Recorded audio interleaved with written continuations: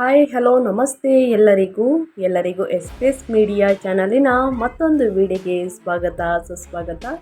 ಸ್ನೇಹಿತರೆ, ಎಲ್ಲರೂ ಹೇಗಿದ್ದೀರಾ? ಎಲ್ಲರೂ ಚೆನ್ನಾಗಿದ್ದೀರಾ ಅಂದ್ಕೊಂಡಿದ್ದೀನಿ. ನಾನು ಕೂಡ ತುಂಬಾ ಚೆನ್ನಾಗಿದ್ದೀನಿ. ಎಲ್ಲರೂ ಚೆನ್ನಾಗಿದ್ದೀರಾ ಅಂದ್ಕೊಂಡು ಭಾವಿಸ್ಕೊಂಡು ಇವತ್ತಿನ ಒಂದು ವಿಡಿಯೋನ ಶುರು ಮಾಡಿಬಿಡೋಣ. ಇವತ್ತಿನ ಒಂದು ವಿಡಿಯೋದಲ್ಲಿ ಮೀನರಾಶಿಯವರಿಗೆ ಏಪ್ರಿಲ್ ತಿಂಗಳಲ್ಲಿ ಸ್ನೇಹಿತರೆ ಸಾಕಷ್ಟು ಬದಲಾವಣೆ ಅಂತಲೇ ಹೇಳಬಹುದು. ಯಾಕಂದರೆ ಗ್ರಹಗಳ ಸಂಚಾರ ಮತ್ತು ಗ್ರಹಗಳ ಸ್ಥಾನ ಬದಲಾವಣೆಯಿಂದ ಸಾಕಷ್ಟು ಬದಲಾವಣೆಯನ್ನು ಮೀನರಾಶಿಯವರು ನೋಡಲಿದ್ದೀರಿ. ಅದು ಯಾವುದರಲ್ಲಿ ಅಂದರೆ ವ್ಯಾಪಾರ, ವ್ಯವಹಾರದಲ್ಲಿ, ಹಣಕಾಸಿನಲ್ಲಿ, ವೃತ್ತಿ ಜೀವನದಲ್ಲಿ, ಉದ್ಯೋಗದಲ್ಲಿ ಸ್ನೇಹಿತರೆ, ನಿಮ್ಮ ಹೆಲ್ತ್ ಬಗ್ಗೆ ಏನೆಲ್ಲ ಬದಲಾವಣೆಗಳು ಕಂಡು ಬರಲಿದೆ, ಯಾವುದರ ಬಗ್ಗೆ ಮುನ್ನೆಚ್ಚರಿಕೆಗಳನ್ನು ತೆಗೆದುಕೊಳ್ಬೇಕು ಅನ್ನೋದನ್ನ ಕಂಪ್ಲೀಟಾಗಿ ಮೀನರಾಶಿಯವರಿಗೆ ಇದೇ ವಿಡಿಯೋದಲ್ಲಿ ತಿಳಿಸ್ಕೊಡ್ತಾ ಹೋಗ್ತೀನಿ. ಇದನ್ನೆಲ್ಲ ತಿಳ್ಕೋಬೇಕು, ಸಣ್ಣ ಪುಟ್ಟ ಪರಿಹಾರಗಳನ್ನೆಲ್ಲ ಫಾಲೋಅಪ್ ಮಾಡಬೇಕು ಅಂದರೆ ಎಲ್ಲೂ ಕೂಡ ವಿಡಿಯೋನ ಸ್ಕಿಪ್ ಮಾಡಬಾರ್ದು. ಅಂದರೆ ವಿಡಿಯೋನ ಕಟ್ ಮಾಡಿ ಓಡಿಸ್ಕೊಂಡು ನೋಡ್ತೀನಿ ಅಂದರೆ ಫುಲ್ ಇನ್ಫಾರ್ಮೇಷನ್ ಅರ್ಥ ಆಗಲ್ಲ. ಸೊ ಹಾಗಾಗಿ ಎಲ್ಲ ವಿಡಿಯೋದಲ್ಲೂ ತಿಳಿಸ್ತಾ ಇರ್ತೀನಿ. ಮೊದಲಿಂದ ಕೊನೆ ತನಕ ವಿಡಿಯೋನ ವಾಚ್ ಮಾಡಿ. ವಿಡಿಯೋದಲ್ಲಿ ಒಳ್ಳೆಯ ಮಾಹಿತಿ ಸಿಕ್ಕಿದ್ದಲ್ಲಿ ತಪ್ಪದೆ ವಿಡಿಯೋಗೊಂದು ಲೈಕ್ ಕೊಟ್ಟು, ಇನ್ನೂ ನನ್ನ ಚಾನಲ್ನ ಸಬ್ಸ್ಕ್ರೈಬ್ ಮಾಡ್ಕೊಳ್ಳೋದನ್ನೇ ನೋಡ್ತಿದ್ರೆ ಎಸ್ ಮೀಡಿಯಾಗೆ ಸಬ್ಸ್ಕ್ರೈಬ್ ಆಗಿ ನಿಮ್ಮ ಅಭಿಪ್ರಾಯಗಳನ್ನು ಕಮೆಂಟ್ ಬಾಕ್ಸಲ್ಲಿ ತಿಳಿಸ್ಬೋದು. ಯಾರೆಲ್ಲ ಸಬ್ಸ್ಕ್ರೈಬ್ ಮಾಡಿಕೊಂಡು ಪ್ರತಿನಿತ್ಯ ವಿಡಿಯೋ ವಾಚ್ ಮಾಡ್ತಿದ್ದೀರಾ ಅಂಥವರಿಗೆ ಥ್ಯಾಂಕ್ ಯು ಸೋ ಮಚ್ ಅಂತ ಹೇಳ್ತಾ ವಿಡಿಯೋದ ಕಡೆ ಗಮನ ಕೊಟ್ಬಿಡೋಣ. ಹೌದು ಸ್ನೇಹಿತರೆ, ಈ ತಿಂಗಳು ಮೀನರಾಶಿಯವರ ಭವಿಷ್ಯ ಏಪ್ರಿಲ್ 2026 10ನೇ ತಾರೀಕಿಂದ ಏನೆಲ್ಲ ಬದಲಾವಣೆಯನ್ನು ನೋಡಲಿದ್ದೀರಿ, ಯಾವುದರ ಬಗ್ಗೆ ಎಚ್ಚರಿಕೆ ವಹಿಸಬೇಕು ಮೀನರಾಶಿಯವರು ಅನ್ನೋದನ್ನ ನೋಡ್ತಾ ಹೋಗೋಣ.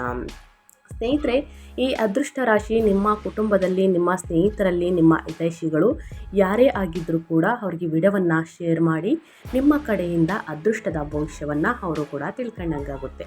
ಯಾರೆಲ್ಲ ಸಬ್ಸ್ಕ್ರೈಬ್ ಮಾಡಿಕೊಂಡು ಪ್ರತಿನಿತ್ಯ ವಿಡಿಯೋ ವಾಚ್ ಮಾಡ್ತಿದ್ದೀರಾ ಅಂಥವರಿಗೆ ಥ್ಯಾಂಕ್ ಯು ಸೋ ಮಚ್ ಅಂತ ಹೇಳ್ತಾ ಕಮೆಂಟ್ ಬಾಕ್ಸಲ್ಲಿ ಓಂ ನಮಃ ಶಿವಾಯ, ಓಂ ಶ್ರೀ ಮಹಾಲಕ್ಷ್ಮಿ ನಮಃ ಅಂತ ಕಮೆಂಟ್ ಮಾಡಿ.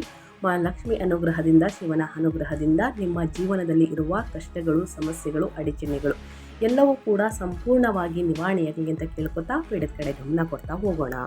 ಒಟ್ಟಾರೆಯಾಗಿ ಈ ತಿಂಗಳು ಮೀನರಾಶಿಯವರಿಗೆ ಸಾರಾಂಶವನ್ನು ಹೇಳೋದಾದರೆ ಆಂತರಿಕ ಸಂಘರ್ಷಗಳು ಮತ್ತು ಅನಿರೀಕ್ಷಿತ ಆರ್ಥಿಕ ಲಾಭಗಳು ಅಂತಲೇ ಹೇಳಬಹುದು. ಏಪ್ರಿಲ್ 2026 ಮೀನರಾಶಿಯವರ ಜೀವನದಲ್ಲಿ ತೀವ್ರವಾದ ಮತ್ತು ಸವಾಲಿನ ಅಧ್ಯಾಯವಾಗಿ ತೆರೆದುಕೊಳ್ಳಲಿದೆ. ಪ್ರಸ್ತುತ ನೀವು ನಿಮ್ಮ ಚಂದ್ರ ರಾಶಿಯಲ್ಲಿ 7ನೇ ಶನಿಯ ಅಂತ್ಯದ ಕಷ್ಟಕರವಾದ 2ನೇ ಹಂತವನ್ನು ಎದುರಿಸುತ್ತಿದ್ದೀರಿ. ಇದಕ್ಕೆ ಸೇರ್ಪಡೆಯಾಗಿ ಸಂಪತ್ತು ಮತ್ತು ಅದೃಷ್ಟದ ಅಧಿಪತಿಯಾದ ಮಂಗಳನು ಏಪ್ರಿಲ್ 10ರಂದು ನಿಮ್ಮ ರಾಶಿಯನ್ನು ಪ್ರವೇಶಿಸುತ್ತಾನೆ ಮತ್ತು 4 ಮತ್ತು 7ನೇ ಅಧಿಪತಿ ಬುಧನು ನೀಚ ಸ್ಥಿತಿಯಲ್ಲಿ ಏಪ್ರಿಲ್ 11ರಂದು ಸೇರುತ್ತಾನೆ.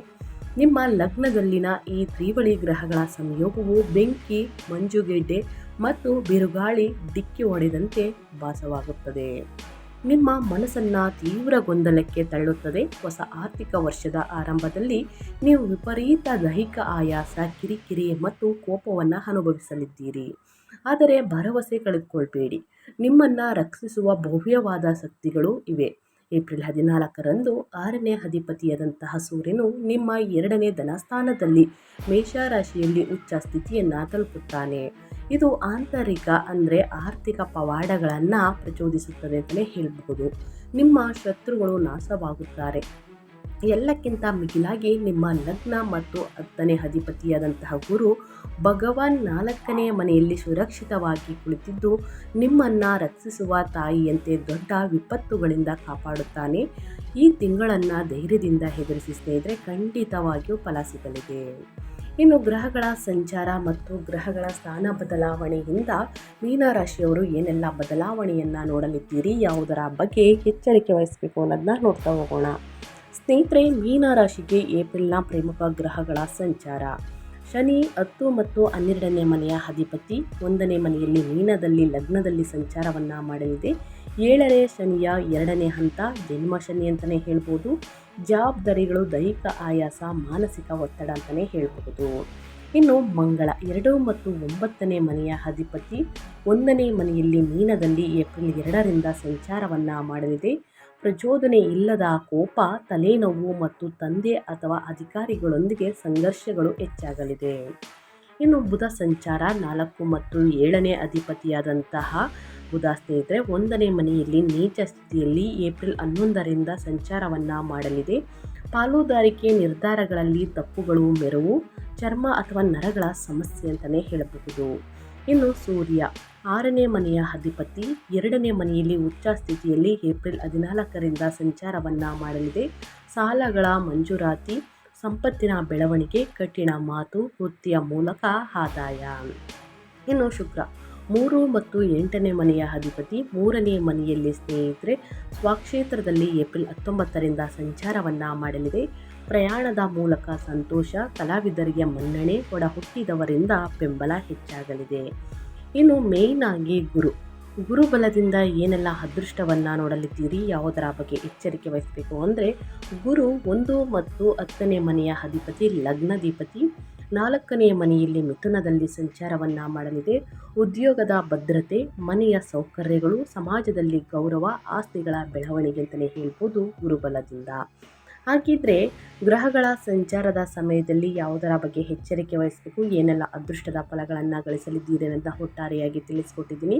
ಇನ್ನು ಉದ್ಯೋಗ ಮತ್ತು ವೃತ್ತಿ ಬಗ್ಗೆ ಹೇಳೋದಾದರೆ, ಕೆರಿಯರಲ್ಲಿ ನಿಮ್ಮ ಲಗ್ನದಲ್ಲಿ ತೀವ್ರವಾದಂತಹ ಗ್ರಹಗಳ ದೋಷಗಳಿದ್ದರೂ ನಿಮ್ಮ 10ನೇ ಮನೆಯ ಅಧಿಪತಿ ಗುರು 4ನೇ ಮನೆಯಲ್ಲಿ ಆರಾಮವಾಗಿ ಕುಳಿತಿದ್ದು ತನ್ನ ಸ್ವಂತ 10ನೇ ಮನೆಯ ಮೇಲೆ ದೃಷ್ಟಿ ಬೀರುತ್ತಿದ್ದಾನೆ.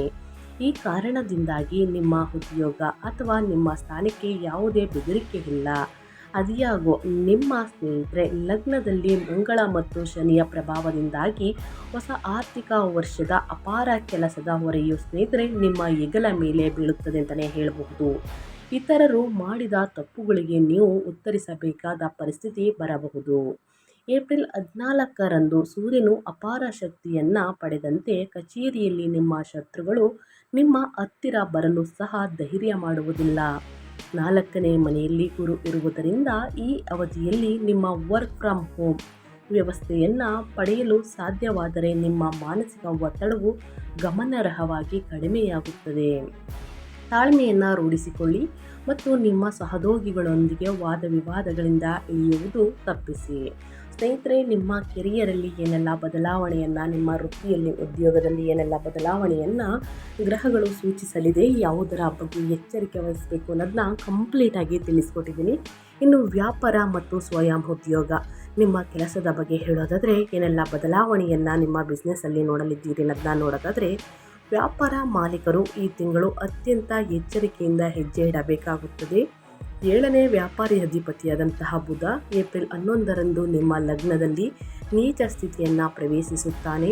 ಇದು ವ್ಯಾಪಾರ ಪಾಲುದಾರರೊಂದಿಗೆ ಗೊಂದಲ, ತಪ್ಪು ಗ್ರಹಿಕೆಗಳು ಅಥವಾ ಆರ್ಥಿಕ ಲೆಕ್ಕಾಚಾರಗಳಲ್ಲಿನ ತಪ್ಪುಗಳನ್ನು ಬಲವಾಗಿ ಸೂಚಿಸುತ್ತದೆ.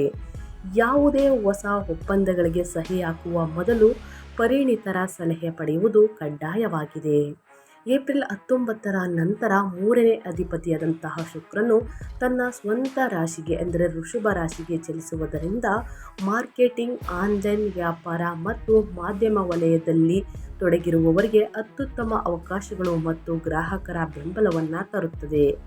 ಲಾಭವು ಸ್ಥಿರವಾಗಿರುತ್ತದೆ, ಆದರೆ ನೀವು ಆತುರದ ನಿರ್ಧಾರಗಳನ್ನು ಸಂಪೂರ್ಣವಾಗಿ ತಪ್ಪಿಸಬೇಕಾಗುತ್ತದೆ ಸ್ನೇಹಿತರೆ.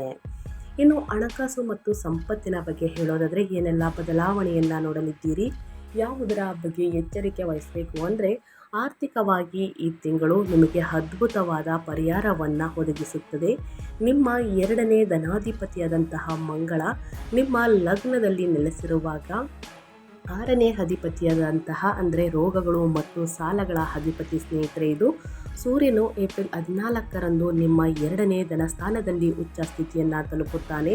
ಇದರ ಅರ್ಥ ನಿಮ್ಮ ಉದ್ಯೋಗದಲ್ಲಿ ನೀವು ಹಾಕಿದ ಕಠಿಣ ಪರಿಶ್ರಮವು ಸೂಕ್ತವಾದ ಆರ್ಥಿಕ ಪ್ರತಿಫಲವಾಗಿ ನೇರವಾಗಿ ನಿಮ್ಮ ಕೈ ಸೇರುತ್ತದೆ ಅಂತಲೇ ಹೇಳಬಹುದು.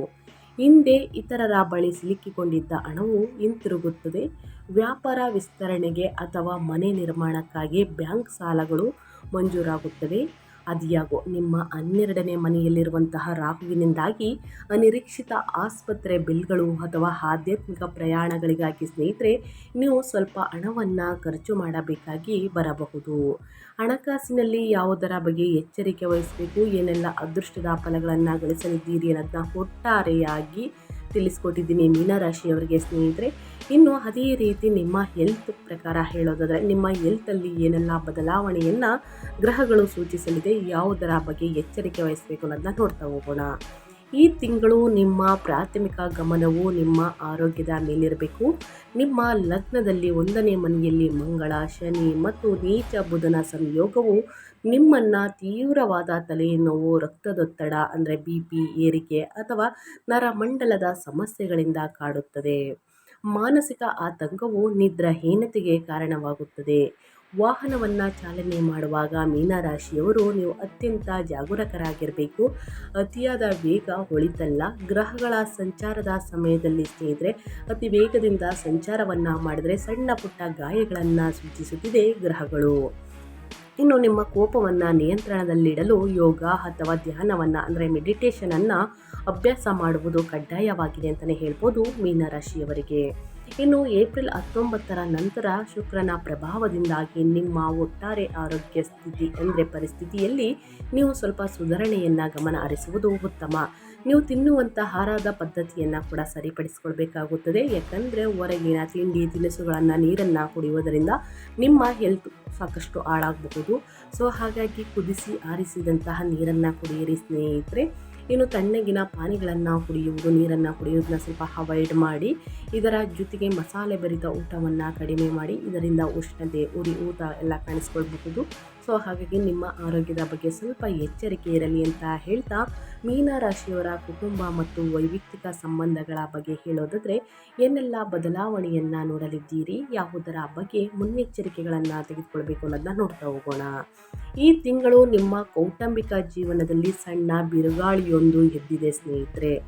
ನಿಮ್ಮ 2ನೇ ಮನೆಯಲ್ಲಿ ಅಂದರೆ ಕುಟುಂಬ ಮತ್ತು ಮಾತಿನ ಮನೆ ಉಚ್ಚ ಸೂರ್ಯನು ನಿಮ್ಮ ಮಾತುಗಳಲ್ಲಿ ಕಠಿಣತೆ ಮತ್ತು ಅಧಿಕಾರಯುತ ಧ್ವನಿಯನ್ನು ಹೆಚ್ಚಿಸುತ್ತಾನೆ. ನೀವು ಹೇಳುವ ಮಾತುಗಳಿಂದ ಕುಟುಂಬದ ಸದಸ್ಯರು ಸುಲಭವಾಗಿ ನೋವನ್ನು ಅನುಭವಿಸುತ್ತಾರೆ.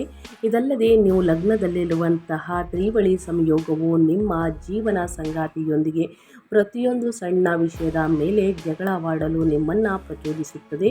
ನಾನು ಹೇಳುತ್ತಿರುವುದು ಯಾರಿಗೂ ಅರ್ಥವಾಗುತ್ತಿಲ್ಲ ಎಂಬ ಹತಾಶೆಯ ಭಾವನೆ ನಿಮ್ಮನ್ನು ಕಾಡುತ್ತದೆ ಅಂತಲೇ ಹೇಳಬಹುದು.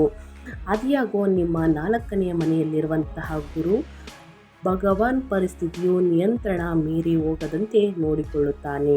ಮೌನವನ್ನು ಕಾಪಾಡಿಕೊಳ್ಳುವ ಮತ್ತು ಕ್ಷಮಿಸುವ ಸ್ವಭಾವವನ್ನು ಬೆಳೆಸಿಕೊಳ್ಳುವ ಮೂಲಕ ನಿಮ್ಮ ಸಂಬಂಧಗಳಲ್ಲಿ ಬಿರುಕು ಬೀಳದಂತೆ ನೀವು ಯಶಸ್ವಿಯಾಗಿ ತಡೆಯಬಹುದು ಸ್ನೇಹಿತರೆ. ಸೊ ಹಾಗಾಗಿ ಫ್ಯಾಮಿಲಿಯಲ್ಲಿ ಶುಭ ಕಾರ್ಯಗಳು ನಡೆಯಬಹುದು. ಇದರಿಂದ ಹೊಂದಾಣಿಕೆ ಅನ್ನೋದು ಬಹಳ ಮುಖ್ಯ. ಏನೇ ಮನಸ್ತಾಪಗಳಿದ್ದರೂ ಸ್ನೇಹಿತರೆ ವಾದ ವಿವಾದಗಳನ್ನು ಮಾಡೋದು ಬಿಟ್ಟು ಮೌನವಾಗಿ ಉತ್ತರವನ್ನು ಕೊಡುವುದು ಉತ್ತಮ. ಆದಷ್ಟು ಎಲ್ಲ ವಿಷಯಗಳು ಏನೇ ಬಂದರೂ ಕೂಡ ಬಗೆಹರಿಸುವ ಯೋಚನೆಯನ್ನು ನೀವು ಮಾಡಬೇಕಾಗುತ್ತದೆ ಸ್ನೇಹಿತರೆ. ದುಡುಕಿನ ನಿರ್ಧಾರಗಳು, ದುಡುಕಿನ ಮಾತುಗಳು ಒಳಿತಲ್ಲ ಅಂತ ಹೇಳ್ತಾ ಮೀನರಾಶಿಯವರಿಗೆ ಇನ್ನು ಶಿಕ್ಷಣ ಮತ್ತು ವಿದ್ಯಾರ್ಥಿಗಳ ಬಗ್ಗೆ ಹೇಳೋದಾದರೆ ಏನೆಲ್ಲ ಬದಲಾವಣೆಯನ್ನು ನೋಡಲಿದ್ದೀರಿ, ಯಾವುದರ ಬಗ್ಗೆ ಎಚ್ಚರಿಕೆ ವಹಿಸಬೇಕು ಅನ್ನೋದನ್ನ ನೋಡ್ತಾ ಹೋಗೋಣ.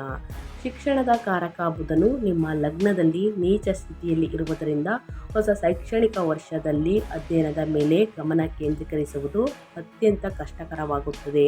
ನೀವು ಓದಿದ್ದನ್ನು ಮರೆಯುವುದು ಮತ್ತು ಪರೀಕ್ಷೆಗಳ ಸಮಯದಲ್ಲಿ ಗೊಂದಲಕ್ಕೀಡಾಗುವುದು ಹೆಚ್ಚು ಸಂಭವನೀಯ. ಆದಾಗ್ಯೂ ಗುರುವು 4ನೇ ಮನೆಯಿಂದ ತನ್ನ ಶುಭ ದೃಷ್ಟಿಯನ್ನು ಬೀರುತ್ತಿರುವುದರಿಂದ ಸರಿಯಾದ ಯೋಜನೆಯೊಂದಿಗೆ ಕಷ್ಟಪಟ್ಟು ಓದುವವರು ಉತ್ತಮ ಫಲಿತಾಂಶಗಳನ್ನು ನೀಡುತ್ತಾರೆ. ಉನ್ನತ ಶಿಕ್ಷಣಕ್ಕಾಗಿ ಯೋಜಿಸುತ್ತಿರುವವರು ಅಥವಾ ವಿದೇಶಕ್ಕೆ ಹೋಗಲು ಪ್ರಯತ್ನಿಸುತ್ತಿರುವಂತಹ ವಿದ್ಯಾರ್ಥಿಗಳು ತಮ್ಮ ಪ್ರಮುಖ ದಾಖಲೆಗಳೊಂದಿಗೆ ಬಹಳ ಎಚ್ಚರಿಕೆಯಿಂದ ಇರಬೇಕಾಗುತ್ತದೆ ಸ್ನೇಹಿತರೆ. ಯಾವುದರ ಬಗ್ಗೆ ಎಚ್ಚರಿಕೆ ವಹಿಸಬೇಕು ಅಧ್ಯಯನದಲ್ಲಿ ಅನ್ನೋದಾದರೆ ಕಷ್ಟಪಟ್ಟು ಅಧ್ಯಯನದ ಕಡೆ ಗಮನ ಕೊಡಿ ಸ್ನೇಹಿತರೆ. ಉನ್ನತ ಫಲಿತಾಂಶವನ್ನು ಗಳಿಸುವುದಕ್ಕೆ ದಾರಿ ಮಾಡಿಕೊಡಲಿದೆ ಅಂತಲೇ ಹೇಳಬಹುದು. ಗ್ರಹಗಳ ಸಂಚಾರದಿಂದ ಸ್ನೇಹಿತರೆ ಅಧ್ಯಯನದ ಕಡೆ ಗಮನವನ್ನು ಕೊಡಿ. ಸಣ್ಣ ಪುಟ್ಟ ಏಕಾಗ್ರತೆ ಆಸಕ್ತಿ ಕಡಿಮೆಯಾಗಿದ್ದಲ್ಲಿ ಪ್ರತಿದಿನ ಹನುಮಾನ್ ಚಾಲಿಸವನ್ನು ಓದಿದ್ದಲ್ಲಿ ಕಷ್ಟಗಳು, ಸಮಸ್ಯೆಗಳು, ತೊಂದರೆಗಳು ಎಲ್ಲವೂ ಕೂಡ ನಿವಾರಣೆಯಾಗಲಿದೆ ಅಂತಲೇ ಹೇಳ್ಬೋದು ವಿದ್ಯಾರ್ಥಿಗಳಿಗೆ. ಇನ್ನು ಈ ತಿಂಗಳಲ್ಲಿ ಅನುಸರಿಸಬೇಕಾದ ಜ್ಯೋತಿಷ್ಯದ ಪರಿಹಾರಗಳನ್ನು ತಿಳಿಸ್ಕೊಡ್ತೀನಿ. ಈ ಪರಿಹಾರಗಳನ್ನು ಮೀನರಾಶಿಯವರು ಅನುಸರಿಸಿದ್ದಲ್ಲಿ ನಿಮ್ಮ ಜೀವನದಲ್ಲಿ ಎಷ್ಟೇ ಕಷ್ಟಗಳು, ಸಮಸ್ಯೆಗಳು, ಅಡಚಣೆಗಳು, ತೊಂದರೆಗಳು ಸ್ನೇಹಿತರೆ ಇದ್ದಲ್ಲಿ ಸಂಪೂರ್ಣವಾಗಿ ನಿವಾರಣೆಯಾಗಲಿದೆ ಅಂತಲೇ ಹೇಳ್ಬೋದು. ನಿಮ್ಮ ಲಗ್ನದಲ್ಲಿರುವಂತಹ ಅಪಾಯಕಾರಿ ಮಂಗಳ, ಶನಿ, ನೀಚ ಬುಧ ದೋಷಗಳಿಂದ ಉಂಟಾಗುವ 7ನೇ ಶನಿಯ ತೀವ್ರತೆಯನ್ನು ಕಡಿಮೆ ಮಾಡಲು ಮತ್ತು ಮಾನಸಿಕ ಶಾಂತಿಯನ್ನು ಪಡೆಯಲು ಈ ಪರಿಹಾರಗಳನ್ನು ಅನುಸರಿಸಿ ಮೀನರಾಶಿಯವರು. ಮೊದಲನೇದಾಗಿ ಹನುಮಂತನ ಆರಾಧನೆ. 7ನೇ ಶನಿ ಮತ್ತು ಮಂಗಳ ದೋಷದಿಂದ ಉಂಟಾಗುವ ನಿಮ್ಮ ಆರೋಗ್ಯ ಮತ್ತು ಪ್ರಯಾಣದ ಅಪಾಯಗಳನ್ನು ದಾಟಲು ನೀವು ಮಂಗಳವಾರ ಮತ್ತು ಶನಿವಾರದಂದು ಹನುಮಾನ್ ಚಾಲಿಸವನ್ನು ಖಂಡಿತವಾಗಿಯೂ ಓದಬೇಕು ಸ್ನೇಹಿತರೆ. ಓದೋಕ್ಕಾಗಲಿಲ್ಲ, ಓದೋಕ್ಕೆ ಬರ್ತಾ ಇಲ್ಲ ಅಂತಂದರೆ ಕೇಳಿಸ್ಕೊಳ್ಬಹುದು. ಶ್ರೀ ವಿಷ್ಣು ಸಹಸ್ರನಾಮ ನಿಮ್ಮ ಲಗ್ನದಲ್ಲಿ ಬುಧನ ನೀಚ ಸ್ಥಿತಿಯನ್ನು ತೆಗೆದುಹಾಕಲು ಮತ್ತು ನಿಮ್ಮ ಆಲೋಚನೆಗಳಲ್ಲಿ ಸ್ಪಷ್ಟತೆಯನ್ನು ಪಡೆಯಲು ಪ್ರತಿ ಬುಧವಾರ ಶ್ರೀ ವಿಷ್ಣು ಸಹಸ್ರನಾಮ ಸ್ತೋತ್ರವನ್ನು ಪಠಿಸಬೇಕು. ಇನ್ನು ಅದೇ ರೀತಿ ಗುರು ಭಗವಾನ್ ಆರಾಧನೆ ಅಂದರೆ ಪ್ರಸ್ತುತ ನಿಮ್ಮನ್ನು ರಕ್ಷಿಸುತ್ತಿರುವಂತಹ ಏಕೈಕ ಗ್ರಹ ಅಂದರೆ ಗುರುವಾರದಂದು ದತ್ತಾತ್ರೇಯ ಅಥವಾ ಸಾಯಿಬಾಬಾ ಅಥವಾ ನಿಮ್ಮ ನೆಚ್ಚಿನ ಗುರುಗಳ ದೇವಸ್ಥಾನಕ್ಕೆ ಭೇಟಿ ನೀಡಿ ಮತ್ತು ಹಳದಿ ಬಣ್ಣದ ಬಟ್ಟೆ ಅಥವಾ ವಸ್ತುಗಳನ್ನು ದಾನ ಮಾಡಿ ಸ್ನೇಹಿತರೆ. ಆದಷ್ಟು ಬಡವರಿಗೆ, ನಿರ್ಗತಿಕರಿಗೆ ನಿಮ್ಮ ಕೈಯಲ್ಲಾದಷ್ಟು ಸಹಾಯವನ್ನು ಮಾಡುವುದರಿಂದ ಕ್ರಮೇಣವಾಗಿ ನಿಮ್ಮಲ್ಲಿರುವಂತಹ ಸಮಸ್ಯೆಗಳು, ತೊಂದರೆಗಳು, ಅಡಚಣೆಗಳು ಏನೇ ಇದ್ದರೂ ಕೂಡ ಸಂಪೂರ್ಣವಾಗಿ ನಿವಾರಣೆಯಾಗಲಿದೆ ಅಂತಲೇ ಹೇಳ್ಬೋದು ಮೀನರಾಶಿಯವರಿಗೆ. ಸೊ ಹಾಗಾಗಿ ತಪ್ಪದೆ ಈ ಸಣ್ಣ ಪುಟ್ಟ ಪರಿಹಾರಗಳನ್ನು ಮೀನರಾಶಿಯವರು ಮಾಡಿ ಅಂತ ಹೇಳ್ತಾ ನನ್ನ ವಿಡಿಯೋನ ಎಂಡ್ ಮಾಡ್ತಾ ಇದ್ದೀನಿ.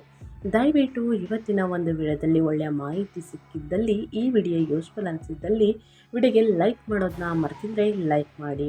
ಇನ್ನೂ ನನ್ನ ಚಾನಲ್ನ ಸಬ್ಸ್ಕ್ರೈಬ್ ಮಾಡ್ಕೊಳ್ಳೋದನ್ನೇ ನೋಡ್ತಿದ್ರೆ ಎಸ್ ಮೀಡಿಯಾಗೆ ಸಬ್ಸ್ಕ್ರೈಬ್ ಆಗಿ ನಿಮ್ಮ ಅಭಿಪ್ರಾಯಗಳನ್ನು ಕಮೆಂಟ್ ಬಾಕ್ಸಲ್ಲಿ ತಿಳಿಸಬಹುದು. ಯಾರೆಲ್ಲ ಸಬ್ಸ್ಕ್ರೈಬ್ ಮಾಡಿಕೊಂಡು ಪ್ರತಿನಿತ್ಯ ವಿಡಿಯೋ ವಾಚ್ ಮಾಡ್ತಿದ್ದೀರಾ ಅಂಥವರಿಗೆ ಥ್ಯಾಂಕ್ ಯು ಸೋ ಮಚ್ ಅಂತ ಹೇಳ್ತಾ, ನಿಮಗೂ ಮತ್ತು ನಿಮ್ಮ ಕುಟುಂಬಕ್ಕೆ ತುಂಬಾ ಒಳ್ಳೆಯದಾಗಲಿ. ಶನಿದೇವರ ಆಶೀರ್ವಾದ, ಶಿವನ ಅನುಗ್ರಹ, ಲಕ್ಷ್ಮೀ ದೇವಿಯ ಅನುಗ್ರಹದಿಂದ ಕಷ್ಟಗಳು, ಸಮಸ್ಯೆಗಳು ಎಲ್ಲವೂ ಕೂಡ ದೂರ ಹೋಗಿ ಸಾಕಷ್ಟು ಅದೃಷ್ಟ, ಸುಖ, ಸಂಪತ್ತು, ಆರೋಗ್ಯದಲ್ಲಿ ಹೆಚ್ಚಳ, ಉನ್ನತ ಆರೋಗ್ಯವನ್ನು ಪಡೆದುಕೊಳ್ಳಿ ಅಂತ ಕೇಳ್ಕೊತಾ ಮತ್ತೊಂದು ವಿಡಿಯೋ ಜೊತೆ ಮತ್ತೊಂದು ಹೊಸ ಭವಿಷ್ಯದಲ್ಲಿ ಹೊಸ ಅಪ್ಡೇಟಲ್ಲಿ ಸಿಗ್ತೀನಿ. Thank you for watching.